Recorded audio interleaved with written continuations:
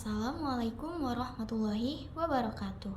Halo semuanya, perkenalkan nama saya Agnia Despi Ananda dengan NIM 0314243061 dari kelas Tadris Bahasa Indonesia 2, mata kuliah Filsafat Bahasa, dan dari prodi Tadris Bahasa Indonesia.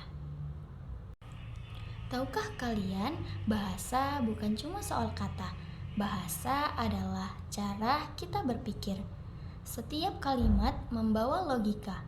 Setiap pilihan kata membentuk cara orang memahami realitas. Nah, di sini saya akan membahas tentang bahasa dan logika. Di sini saya akan menjelaskan yaitu hubungan bahasa dan realitas dunia. Bahasa tidak hanya berfungsi sebagai alat komunikasi sehari-hari, tetapi juga sebagai sarana untuk memahami, menafsirkan, dan menggambarkan dunia nyata. Berbagai filsuf memberikan pandangan berbeda tentang hubungan ini, dan masing-masing perspektif menekankan aspek tertentu dari bahasa dan kenyataan. Yang pertama yaitu pandangan realis. Pandangan realis menegaskan bahwa realitas itu ada secara objektif terlepas dari pikiran manusia. Yang kedua yaitu pandangan logis. Pandangan logis menekankan bahwa akal dan penalaran logis adalah sumber utama pengetahuan.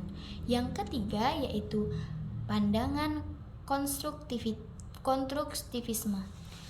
Konstruktivisme melihat pengetahuan sebagai hasil konstruksi atau bangunan pikiran manusia. Yang keempat yaitu pandangan semiotik. Pandangan semiotik fokus pada bahasa sebagai sistem tanda. Yang kelima yaitu pandangan kontemporer. Pandangan kontemporer yaitu pendekatan modern yang menghubungkan berbagai perspektif. Pembahasan yang kedua yaitu peran logika dalam bahasa. Logika dapat didefinisikan secara luas sebagai pengkajian untuk berpikir dengan benar, yang berujung pada kesimpulan yang benar. Penarikan kesimpulan dalam berpikir ilmiah dapat dilakukan dengan dua cara, yaitu logika deduktif dan logika induktif. Selain itu, bahasa sebagai alat komunikasi verbal sangat penting dalam melakukan kegiatan ilmiah, karena bahasa adalah alat untuk berkomunikasi dalam seluruh proses berpikir ilmiah dan media untuk menyampaikan jalannya berpikir kepada orang lain. Nah, tanpa bahasa, manusia tidak akan bisa berpikir secara rumit dan abstrak, seperti dalam kegiatan ilmiah. Berdasarkan dasar yang berbeda, proposisi dapat dibagi menjadi beberapa kelompok seperti 1. Berdasarkan bentuknya. Yang kedua, berdasarkan bahan atau materinya. Yang ketiga yaitu berdasarkan kuantitasnya. Yang keempat, berdasarkan kualitasnya. Yang kelima, berdasarkan hubungan antara bagian-bagian dalam proposisi. Selanjutnya, penalaran adalah cara berpikir yang menghasilkan pengetahuan, agar pengetahuan yang didapat melalui penalaran itu benar dan memiliki nilai. Proses berpikirnya harus dilakukan dengan cara yang tepat. Secara umum, penalaran yang merupakan bagian dari proses berpikir yang logis dibagi menjadi dua jenis, yaitu penalaran langsung dan penalaran tidak langsung. Pembahasan yang ketiga yaitu proposisi dan penalaran bahasa Indonesia. Kata proposisi berasal dari bahasa Latin yaitu proposition yang berarti pokok, hal yang menunjukkan, tema atau hal yang menampilkan.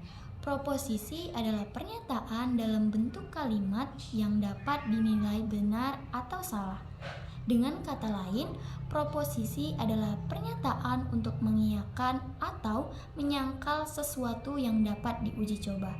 Jadi, pada dasarnya proposisi adalah pendirian atau pendapat tentang sesuatu hal, yakni pendirian atau pendapat tentang hubungan antara dua hal.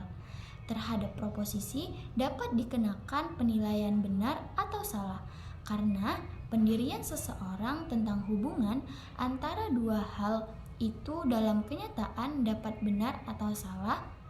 Jadi setidaknya proposisi terdiri dari pokok yang dibicarakan, subjek, apa yang disangkal atau diiyakan yaitu predikat, hubungannya yang sifatnya menyatukan atau memisahkan yaitu copula atau quantifier, banyaknya satuan yang diikat oleh subjek.